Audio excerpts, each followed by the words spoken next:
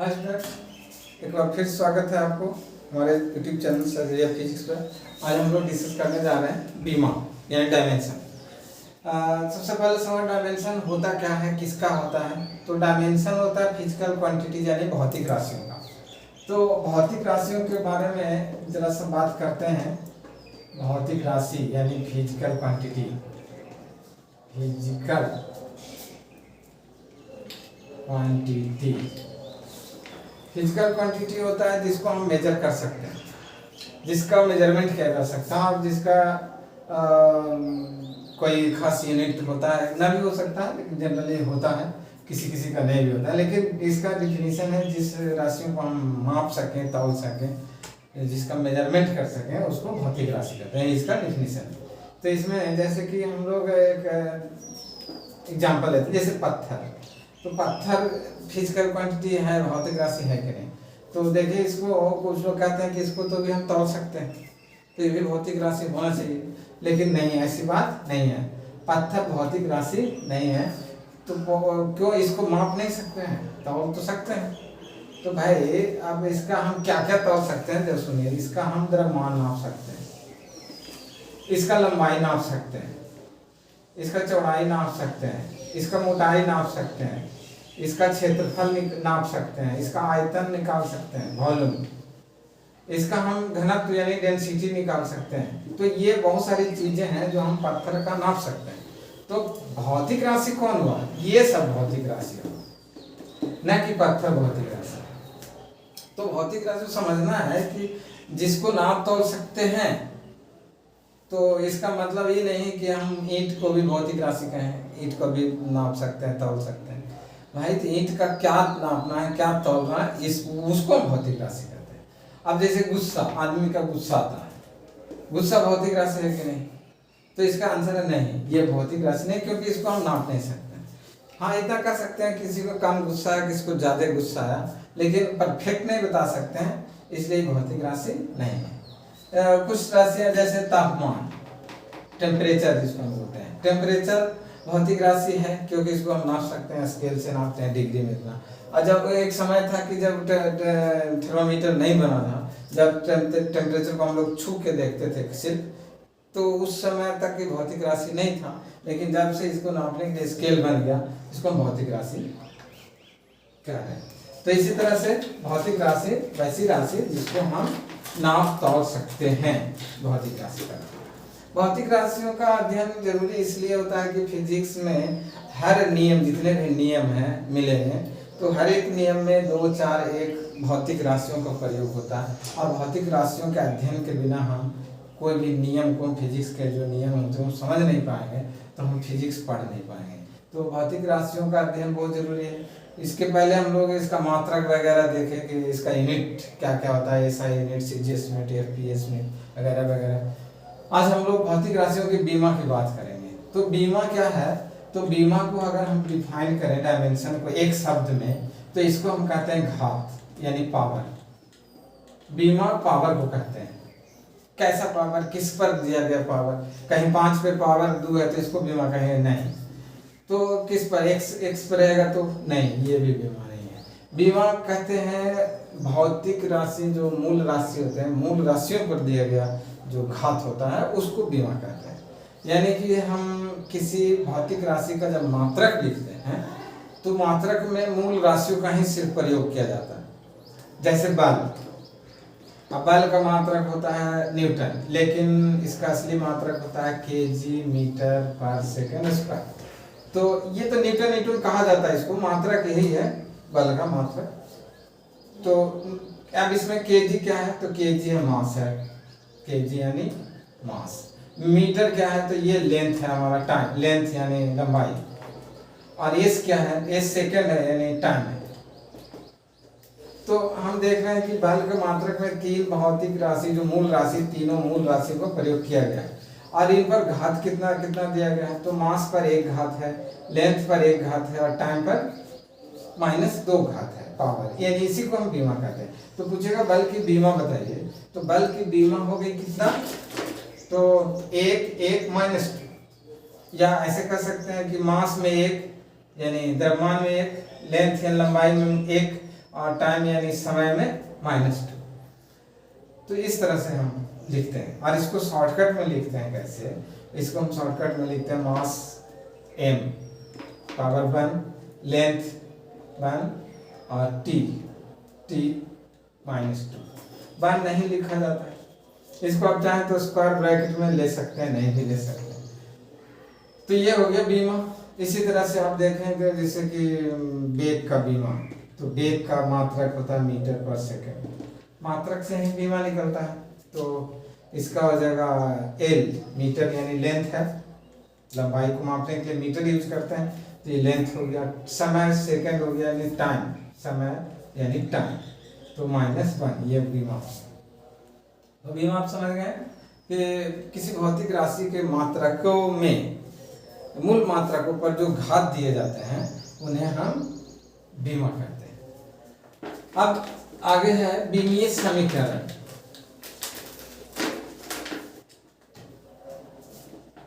ये क्या होता है? बीमीय समीकरण, डायमेंशनल इक्वेशन, डायमेंशनल इक्वेशन। तो ये कुछ नहीं है वैसा समीकरण जिसमें किसी भौतिक राशि किन किन मूल राशियों पर डिपेंड करता है, तो उसको बताता है, उसी को बताने वाले समीकरण को बीमीय समीकरण कहते हैं। वैसा भौतिक समीकरण जिसमें किसी राशि को मूल राशियों पर निर्भरता को बताया जाता है, उसको बीमीय समीकरण कहते हैं। जैसे अभी से एग्जाम्पल देखे थे बल का, तो बल का केजी मात्रक हो गया केजी मीटर पर सेकंड स्क्वायर। अब इसका दिख रहा है कि बल मूल राशियों पर निर्भर कर रहा है, द्रव्यमान पर, लेंथ यानी लंबाई पर, और सेकंड यानी समय पर, 3 मूल राशियों पर निर्भर कर रहा है। तो इसमें समय 2 बार आया है, वो भी बटा में, माइनस मतलब बटा में 2 बार समय का प्रयोग हुआ, एक बार लंबाई द्रव्यमान का, एक बार लंबाई का, यानी 4 मूल राशि इसमें प्रयुक्त किए गए हैं। 3 मूल राशि 1-2 बार आया तो 4 हो गए। अब इसका हम बीमीय समीकरण लिखते हैं, तो इसको फोर्स बोलते हैं। तो फोर्स का होता है F। तो F को ब्रैकेट में लिखने से ये कहलाता है बल की बीमा। अगर सिर्फ F लिखेंगे तो इसको कहेंगे बल, लेकिन अगर इसको स्क्वायर ब्रैकेट में देते हैं तो इसको हम पढ़ेंगे बल की बीमा। तो स्याही बचाने के लिए इसको हम घेर देते हैं, इतना ना लिख करके सिर्फ इतना लिखते हैं। तो बल की बीमा हो जाएगा मास, केजी यानी मास, मीटर यानी लेंथ, और सेकंड यानी टाइम -2। अब चाहे तो इसे स्क्वायर ब्रैकेट दे सकते हैं। इसको हम कहते हैं बीमीय समीकरण। जैसे आपको कहते हैं v फॉर वेलोसिटी, तो v = LT - 1, ये बीमीय समीकरण हो गया। समीकरण से पता चल रहा है कि हमारा जो वेग है वो लंबाई और समय पर डिपेंड करता है। इस तरह से इसको बीमीय समीकरण है। अब बीमीय समीकरण के यूज हम लोग पढ़ेंगे कि बीमीय समीकरण के क्या क्या यूज होते हैं। Dimensional analysis, uses of dimensional analysis. तो डायमेंशनल एनालिसिस का यूज करने के यूज में हम लोग 3 यूज पढ़ते हैं बेसिक रूप से, और भी ऐसे इसके यूज कुछ बुक्स में रहते हैं, लेकिन 3 यूज मेन है। पहला है to derive a physical relation, किसी फिजिकल रिलेशन को डिराइव करने में, यानी कि सूत्र स्थापित करने में, सीधा इसको हम कर सकते हैं सूत्र स्थापित करने में। एक बहुत बड़ी बात है, इसको थोड़ा सा सीरियसली लेना है। मतलब कि जो भौतिक राशियों के बीच संबंध होता है उसको हम फार्मूला बोलते हैं। जैसे कि एक फार्मूला F = m, तो ये 3 भौतिक राशियों के बीच संबंध होता है। इसको भौतिक संबंध यानी फिजिकल रिलेशन, फिजिकल इक्वेशन आप जो कहें, लेकिन ये तो फाइनली सूत्र ही कहते हैं लोग इसको। तो सूत्र की स्थापना करता है, यानी सूत्र को डिराइव करने में ही मदद करता है। फार्मूला बनाया जाता है एक तरह से, वैज्ञानिक लोग फार्मूला बनाते हैं। तो फार्मूला कैसे बनाते हैं तो उसका और भी तरीका होता है, लेकिन इससे भी जो मदद लिया जाता है बीमीय समीकरण का यूज किया जाता है, और खास करके प्रिंसिपल ऑफ होमोजेनिटी का यूज करके भौतिक समीकरण को स्थापित करते हैं।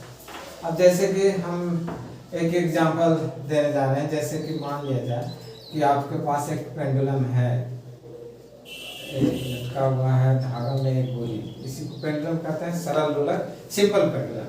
अब इसका मान लिया आपको कहा जाए कि इसको डुला दिया गया, ऐसे ऐसे होगा, तो ऐसे ऐसे हो रहा है, तो इसका जो आवृत्ति होगा, इसका वर्तकाल यानी टाइम पीरियड, फ्रीक्वेंसी होगा, टाइम पीरियड, ये सब कैलकुलेट करने के लिए कहा, मेजर करना है इसको, और या इसका फार्मूला बनाना है। टाइम पीरियड टी से डिनोट करते हैं। टाइम पीरियड मीन्स इसको डुलाएंगे तो यहाँ से यहाँ जाएगा, फिर यहाँ जाएगा, फिर यहाँ आएगा, तो एक चक्कर हुआ, वन ऑसिलेशन। तो एक चक्कर में जो समय लगता है उसको हम टाइम पीरियड कहते हैं।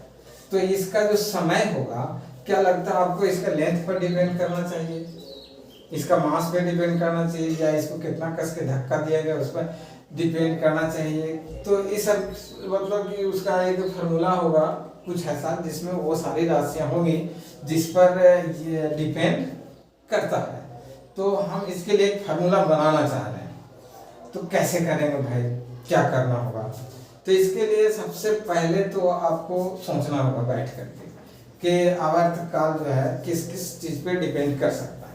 आपने सोचा, पहली बार सोचा कि टाइम पीरियड डिपेंड कर सकता है, शायद लेंथ पे कर सकता है, धागा की लंबाई पे, या फिर सोच रहे हैं कि शायद इसका मास जो होगा इस पर डिपेंड कर सकता है। तो सबका लिस्ट बना लेते हैं, बाद में चेक करेंगे कि इसमें से कोई सही या गलत भी हो सकता है।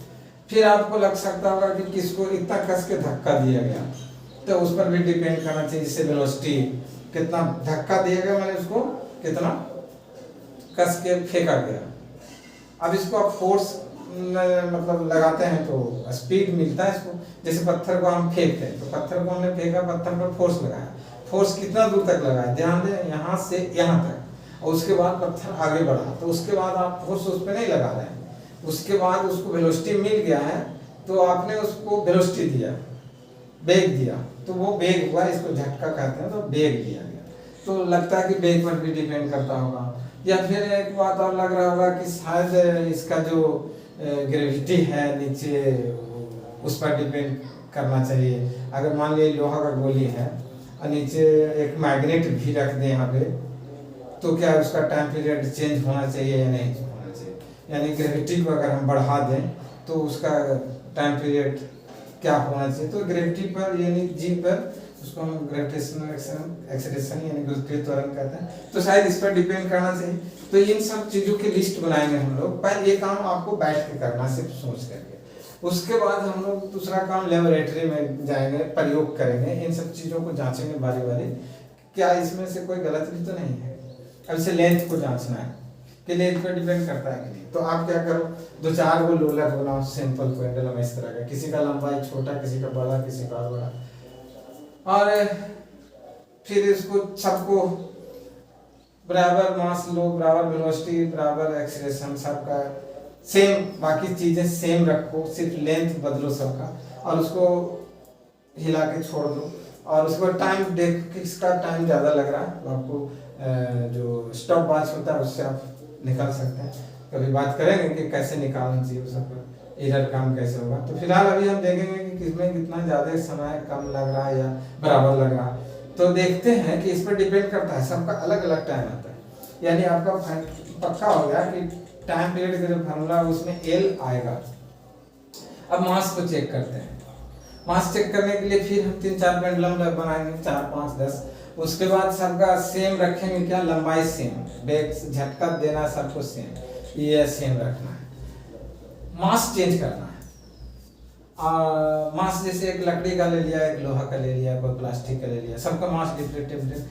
कोशिश करना साइज भी सेम ही हो सबका, हल्का भारी होगा, मटेरियल अलग। उसके बाद सबको देखेंगे टाइम कितना लेगा, तो आप देखेंगे आश्चर्य होगा कि मास पर डिपेंड नहीं करता, सबको बराबर ही टाइम लगता है। हाँ, रुई नहीं लेना, इतना हल्का भी नहीं जो हवा से अफेक्टेड हो जाए। तो देखेंगे इस पर मास पर डिपेंड नहीं कर रहा है, प्लास्टिक को भी उतने टाइम लग रहा है, लोहा का गोली उसको भी लग रहा है, लकड़ी का गोली भी उसको उतने टाइम लग रहा है। यानी आपके फार्मूला में एम नहीं होगा, यानी टाइम जो टाइम पीरियड होगा वो इंडिपेंडेंट फ्रॉम मास होगा। अब वेलोसिटी देखते हैं, तो फिर हम एक एक्सपेरिमेंट करेंगे, रिपीट करेंगे, सब कुछ सेम रखेंगे, और सिर्फ इसको चेंज करेंगे, यानी कि कई एक लोलक बना दिया गया, कई एक ठो ले लिया गया, लेंथ वगैरह सब सेम सबका। अब एक ठो धीरे से मारा गया, एक ठो कस के मारा गया, थोड़ा और कस के मारा गया, इतना भी कस के नहीं कि ऊपर घूम जाए, थोड़ा सा धीरे, थोड़ा सा तेज, थोड़ा थोड़ा डिफरेंट। उसके बाद सबका टाइम देखते हैं तो क्या पता चलता है कि इस पर भी डिपेंड नहीं करता है। मतलब कि अगर आप धीरे से मारे हैं तो इतना दूर में दोलन करेगा, कस के मारे थोड़ा सा ज़्यादा दूरी में दोलन करेगा, आयाम बढ़ेगा इसका, इसका मान लिया थोड़ा सा और बढ़ गया। यह आश्चर्य की बात है कि सबको टाइम बराबर लग रहा है, यानी वेलोसिटी पे डिपेंड नहीं करता है। अब ये विश्वास करें या ना करें, आपको एक्सपेरिमेंट में जो ये बता रहा है इसको तो मानना ही पड़ेगा। एक्सपेरिमेंट शो कर रहा है कि नहीं वेलोसिटी पे डिपेंड नहीं करता, तो फार्मूला में वेलोसिटी नहीं होगा। अब इसकी बात करते हैं जी का बात, तो जी पर डिपेंड करता है कि नहीं, तो कैसे पता करेगा। तो फिर एक्सपेरिमेंट रिपीट करेंगे और इस बार जी को चेंज करेंगे। जी चेंज करने के लिए हमको तो मंगल या चांद पर जाना पड़ेगा, लेकिन नहीं हम कर सकते हैं। लोहा का गोली सब लेंगे, यहाँ जो लटका हुआ सब आयरन का ले लेंगे, और नीचे इसके नीचे कुछ नहीं रखेंगे, इसके नीचे एक मैग्नेट रख देंगे, थोड़ा वीक मैग्नेट कमजोर, और इसके नीचे एक स्ट्रांग मैग्नेट रखेंगे, जरा मोटा ताजा मैग्नेट। अब ऑटोमेटिक यहाँ का ग्रेविटी बढ़ गया है, ये खींच रहा होगा लोहा, यहाँ का ग्रेविटी और बढ़ गया, यहाँ का नॉर्मल ग्रेविटी है जिसको जी से डिनोट करते हैं। तो अब यहाँ पे देखता है, फिर सबको ऑसिलेट करवाना है, सबका टाइम देखना है किसमें ज़्यादा या किसमें कम लग रहा है। तो आप देखेंगे कि इस पर डिपेंड करता है, मतलब कि जी का वैल्यू चेंज होने से टाइम पीरियड चेंज हो जाता है। तो यानी कि इसका फार्मूला में जी भी रहेगा, यानी कि अब क्लियर हो गया कि टाइम पीरियड दो ही चीज पर डिपेंड कर रहा है, यानी इसके फार्मूला में सिर्फ दो ही चीज होगा, एल और जी। अब हुआ कि जी डिपेंड करना दो तरह का होता है, प्रोपोर्शनल होता है, इनवर्सली प्रोपोर्शनल, डायरेक्टली प्रोपोर्शनल। तो किस तरह से डिपेंड करता है, यानी कि हम अगर बढ़ा दिया मैग्नेटिक यानी मैग्नेट का पावर यानी ग्रेविटी बढ़ा दिया तो टाइम पीरियड घट जाएगा कि बढ़ जाएगा। तो ये तो आपको एक्सपेरिमेंट से देख रहे होंगे, फिलहाल वहाँ पर दिमाग भी नहीं लगाना है, बढ़ रहा है घट रहा है छोड़ो उसको, ये आपको ये बताएगा जो हम लोग पढ़ने जा रहे हैं, पहला यूज ऑफ डायमेंशनल एनालिसिस। तो उसका यूज करके हम ये खुद बता सकते हैं कि क्या होगा, डायरेक्टली होगा या इनवर्सली होगा। इसके लिए हम अब क्या करने जा रहे हैं, तो यूज करेंगे बीमीय एनालिसिस का, डायमेंशनल एनालिसिस का यूज करते हैं। हम मान लेते हैं कि ये इस पर x पावर है, इस पर y पावर है, मतलब कि अगर x का मान आ गया 2 आ गया तो कहेंगे कि अर्थ का लंबाई के वर्ग के समानुपाती होता है। अगर 1 आ गया तो कहेंगे लंबाई के डायरेक्टली प्रोपोर्शनल समानुपाती होता है, सीधा माइनस आ जाएगा तो कहेंगे व्युत्क्रमानुपाती होता है, माइनस नहीं नीचे आ जाएगा। तो इस तरह से हमको खुद ब खुद ये बताएगा, यही इसका यूज है, मेन यूज। बाकी तो एक्सपेरिमेंट से हम लोग इतना यहाँ तक लाए हैं, इसके आगे का काम ये करेगा डेमियन समीकरण का प्रयोग करके।